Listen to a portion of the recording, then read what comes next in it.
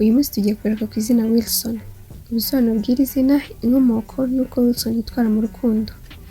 Wilson ni izina rikomoka mu cyongereza cya kera ku ijambo will bisobanura icyifuzo hamwe na son bisobanura umuhungu. Wilson byose bigasobanura umuhungu wifuzwaga, muri make ni uwaje akenewe.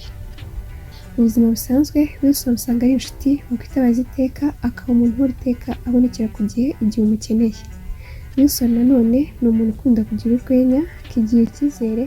Ibi bituma aba umukandida mwiza wajyana nawe ahantu hose. Mu rukundo Wilson usanga ari indahemuka ndetse akaba umuntu wakwitabaza iteka. Ntibakunze gukunda vuba kuko bafata umwanya uhagije, ndetse iyo bakunze bagukunda bya nyabyo.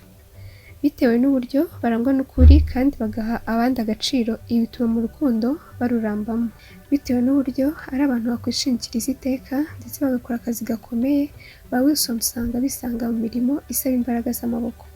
Bashobora kuba aba engineer beza, abacungamutungo cyangwa aba managers.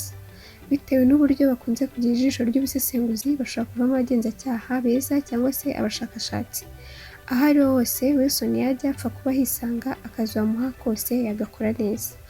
Igihe uzahura na Wilson uzamenye ko ari umuntu w'agaciro, ushobora kukwitangira igihe cyose, ugira urwenya kandi ukeneye mu nshuti zawe. Wakoze cyane kubana natwe, naho ubutaha reka tuzasubire ku izina ry'ubutaha.